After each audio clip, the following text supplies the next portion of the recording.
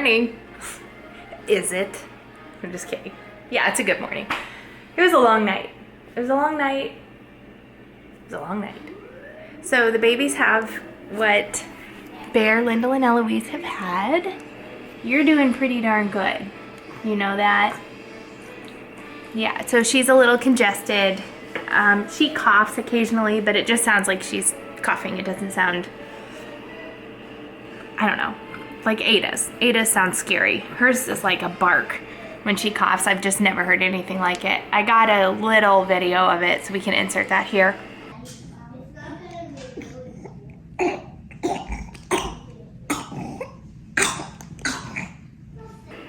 But she struggled a lot more when we had COVID, and I think she's struggling a lot more now. I don't know if it's just that she's smaller or that her, I don't know what it is. It's like she struggles more with breathing when she has any kind of like inflammation from an upper respiratory illness. So I'm keeping a very close eye on her, well, both of them, of course.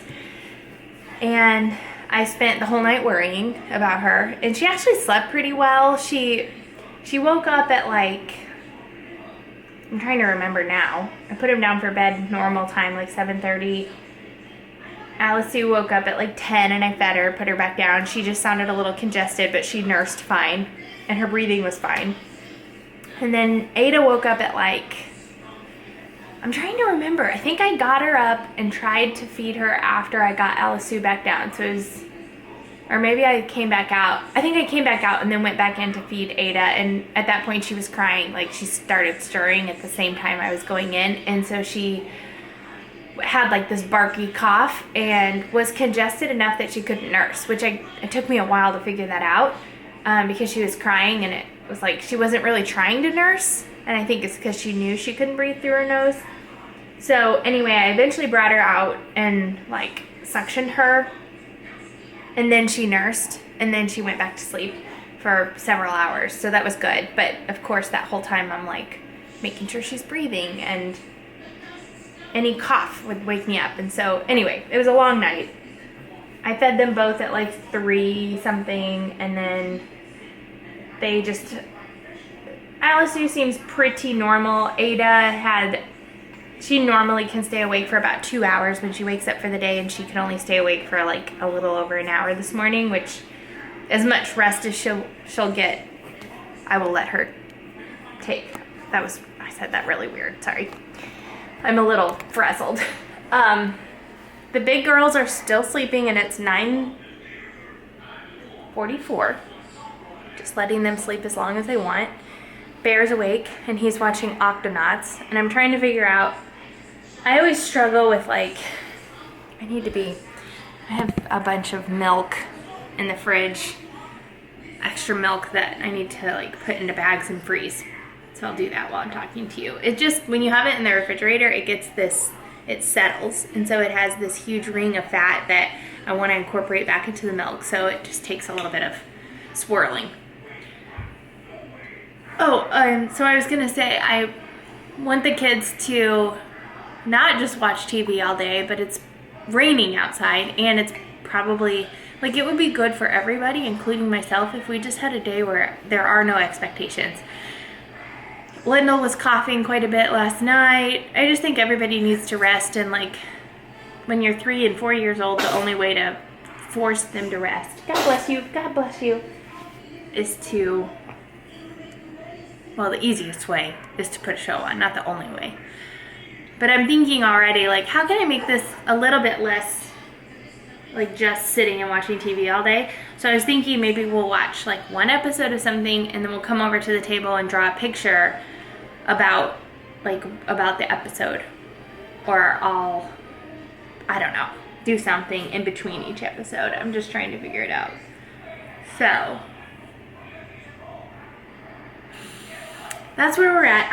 I hate when babies are sick. It just makes me so anxious. There's nothing quite like the anxiety that comes with sick babies, because you don't know what's coming.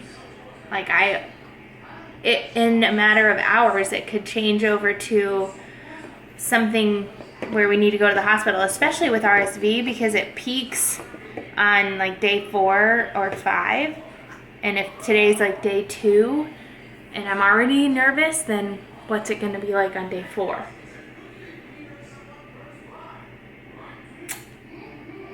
I guess, you know, I think it's always a little bit of a relief when you do end up going to the hospital, because then you're like, okay, I'm no longer responsible for making the call. Like, the call has already been made, and there's a healthcare team in charge of watching them and making sure they're okay, and there's monitors and all that. So it's just, I don't want to go unnecessarily and expose them to other things in the ER just for them to tell us go back home. But at the same time, it's like, it's just always hard. Hi. And one of my biggest fears is, and of course if this was necessary, if it was needed, then of course I would do it, but I get nervous that like we'll go in and they'll put her on oxygen or whatever, and then they won't let her nurse, and how hard that would be, like, for her and for me, just to not be able to have that, because especially like when they're sick, and that's probably what they want to do the most. So I know that's a possibility. When they get on the higher levels of oxygen, they like automatically do an NG tube, I think. So anyway, why am I already there? Why, like, we're home, everybody's breathing fine, why am I automatically going there? I don't know. I guess because I have anxiety.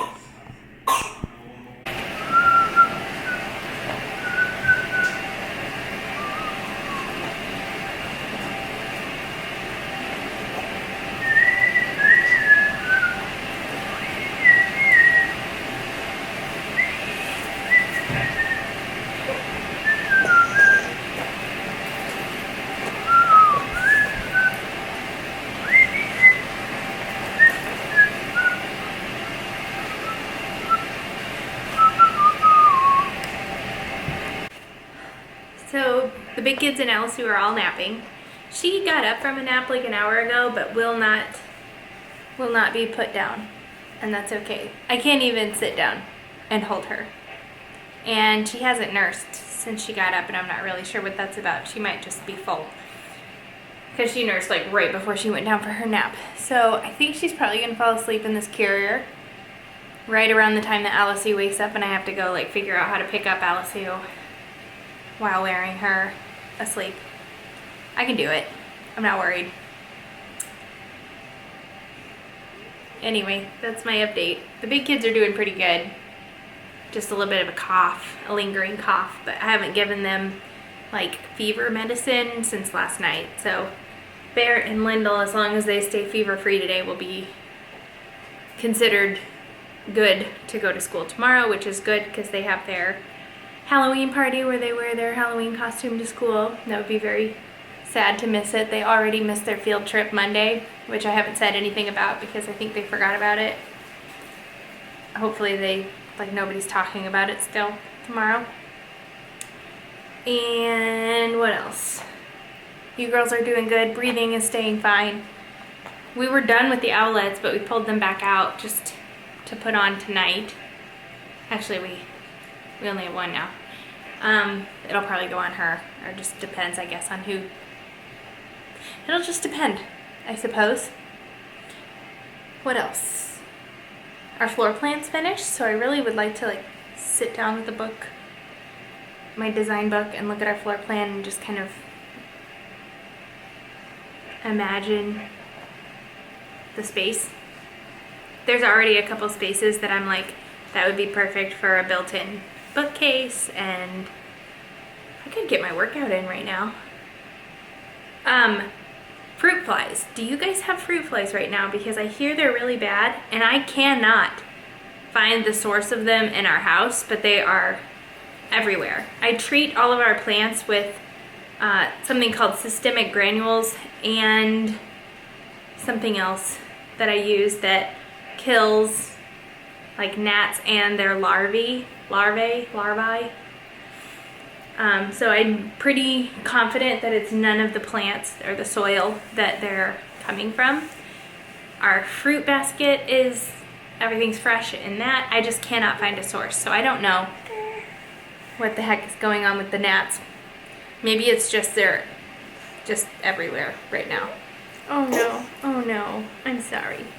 This poor thing, when she coughs, she like immediately starts crying, like it hurts. I know.